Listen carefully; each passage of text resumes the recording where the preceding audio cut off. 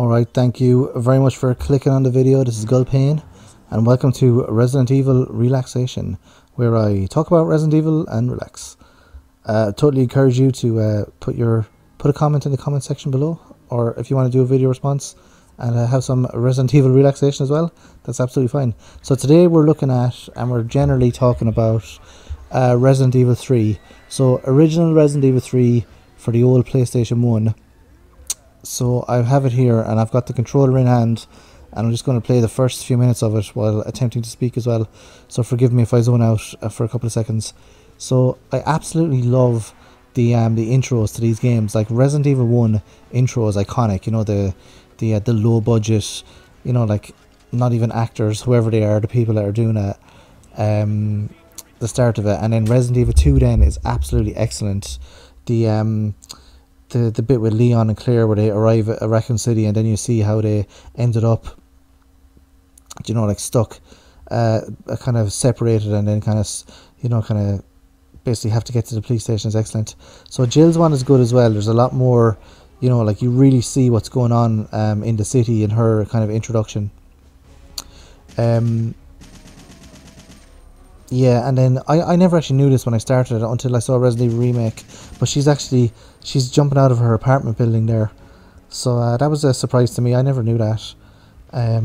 Also, there's from basically, you know, listening to people talk about Resident Evil and watching various videos about it as well, there's a few things in this game that I never really noticed, particularly like the limbs of the zombies, the limbs and the player characters as well. The limbs are very much, they look better than in other Resident Evil games, Resident Evil 1 or 2. Obviously in the Dreamcast and the Nintendo 64 versions, you know, those games look a lot better because those are, well, they just look a lot better, to be honest, because the systems are more advanced than the old PS1. But yeah, if we, I know there's a few things I noticed, particularly with the backgrounds. You can actually see, I'm not sure if I'm going to go past it here, but you can actually see the truck that's on fire from Resident Evil 2, where Leon and Claire had to separate, which is, you know, that's great. I never even knew about that until like now, and this game is like 20 years old, or maybe more than that now. It's nearly 30 years old probably. But yeah, this iconic bit with where the, is it Dario or Darlo? I can't remember his name now. But this bit here, yeah, it's when you look at the PlayStation 1 version, you sort of realize, you know, the graphics aren't really that good. And then you look at the Nintendo 64 version, or the, not Nintendo 64, sorry, the GameCube version or the Dreamcast version, and you're like, it's a lot better. Is that an item there? Oh, it is, the first aid spray. Right, a lot of things are coming back to me here as well. There's some trick you can do with those manuals as well, although I can't remember what it is now. Yeah, so basically Resident Evil 3, I love this iconic, so everything's iconic in Resident Evil actually, isn't it? The status screen where you have the face, I love that. I like when they include that. There's a kind of little extra, you know, little extra kind of stylish bits that they include. So if we take the graphics in this game, then I've already commented how they're, you know, they're sort of superior in other systems, but just for the PlayStation 1, this is a fantastic looking game for the PlayStation 1. If you think about the limitations of the PlayStation 1 hardware wise, and you know, the advancements, like, you know, from different years, it does look like a PlayStation 1 game, but it does look like an extremely good PlayStation 1 game, because there's a lot worse out there than this, but the detail in this is excellent, and this is like, you know, the pinnacle of original sort of Resident Evil. You know, what would you describe it, like, you know, a classic Resident Evil. This is the best one. I know a lot of people would say Code Veronica is, but I think Code Veronica sort of, you know, it's more advanced because it's on the more advanced systems as well, and it was built for more advanced systems. This one is the kind of the best looking of the classic 3. Some people would say that it's Resident Evil 2. You know, it's each of their own. How have I got so much stuff here? It's a while ago that I loaded up this save, or I started, and it's a while ago since I played this. Years ago actually since I played this. I'm playing it on a PlayStation 3. It's the original game, from PS1, but I'm playing on a PlayStation 3. So it's putting it, it's making the screen like not 4:3, it's making it 16:9, and it's upgrading it as well. You can make the textures not as sharp on the PlayStation 3. I'm not sure what it does, but it does look pretty okay to me anyway. It looks pretty okay here. So graphics in general, I think, are top drawer in Resident Evil 3. This is a lot of people's favourite Resident Evil as well. Although a lot of people that really like this game, particularly like people that speedrun it, if you watch people speedrun it, this above other Resident Evil games is kind of, you'll have the most bad luck on, because there's a lot of RNG, particularly with zombie placements, but also how many bullets zombies take to sort of go down. And also there's certain parts as well which can kind of basically break your game. Not break your game for the casual player, but for the speedrunner.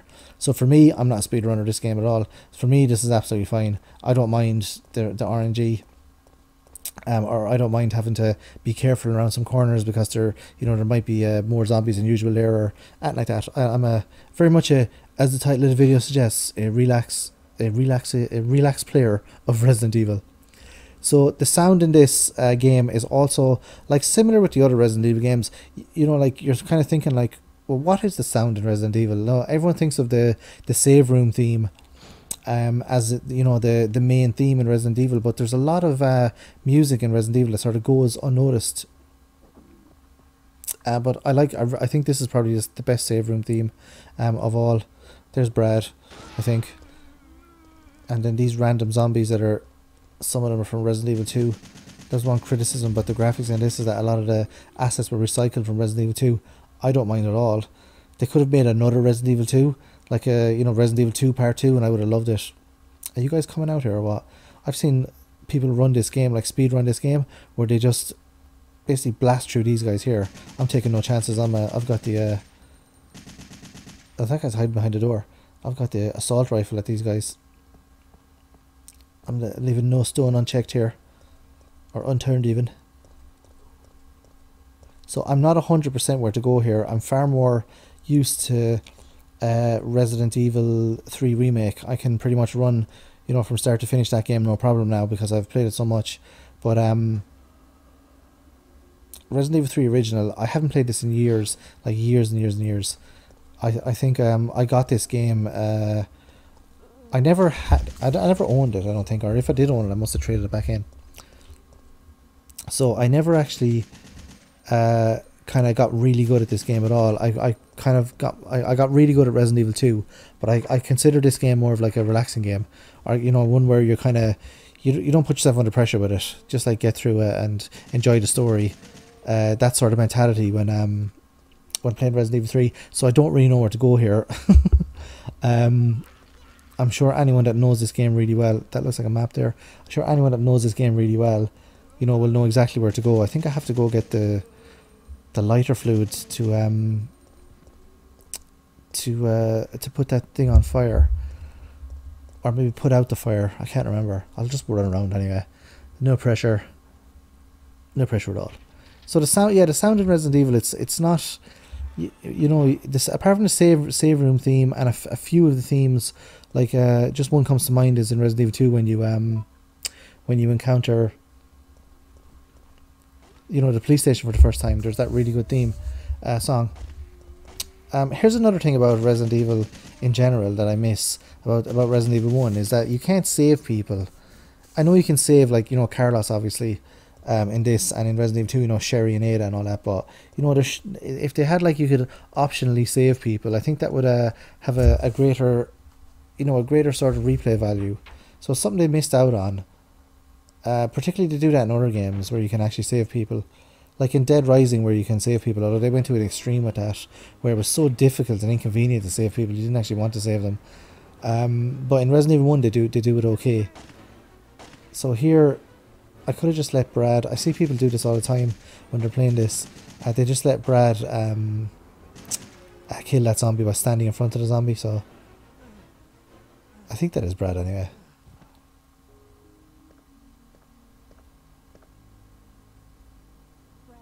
You gotta love the classic Resident Evil sort of like standing and talking. It's just great. So the characters in Resident Evil 3 then, they are interesting. I really like Jill, and Carlos is great.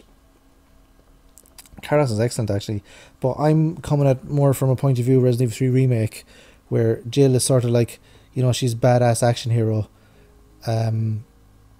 She's a bit one-dimensional in that way, but she does gain some more character towards the end of the game. This one, she's very good in Resident Evil 3. In this one, her dialogue is good as well. Carlos is quite one-dimensional in this. He's a bit more fleshed out in the remake. He seems to be just like random umbrella officer soldier in this one. Looks like there's something there. Yeah. So basically, I think Resident Evil 3 Remake, I do like Resident Evil 3 Remake. I know it's basically like a, you know, it's just a not flash game, but there's certain parts in it which are, you know, they're just, you can't pick up any objects, or you can't really move much or anything like that, so I don't like those parts. So this game is far superior in that sense. But if you compare this with the remake, this is so much better. I think most people would agree with that. I know the remake, the graphics are flashier, there's no tank controls, you know, there's it's very straightforward in what you're supposed to do. There's hardly any puzzles. Only one puzzle comes to mind in Resident Evil 3 Remake, or this one there's loads of puzzles. This one has like a vast array of puzzles, and you know, just like general puzzles, but also like, you know, where you have to collect one item and combine it with another item, and you can't progress without a certain item. So I don't need those pots yet, because I'll be frequently coming past here. Oh yeah, I meant to actually go down here first, because I think there's something down here that I need. Oh well. Yeah, so characters in this, I do miss having two characters to play with, to be honest. Like, I miss having a Leon and a Claire scenario. So they didn't do that in this, so it seems a bit lazier in this, although this is longer. It seems to me to be longer than the other ones, but I don't know, it doesn't have the same replay value as the other games, as Resident Evil 2 or Resident Evil 1 in that vein as well. But it still is really good. And what's really strong about this game is once you finish it, the mercenary missions are fantastic. I love those. So that's kind of I wouldn't say it's better than having another scenario though. I'd rather have another scenario with the, you know, because I like the stories in these games.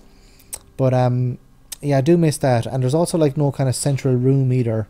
They have the tank controls, but Resident Evil 2 and Resident Evil 1, there's like a central room where you keep having to go back to. I suppose you could say this area is, because you have to keep going back and forth here.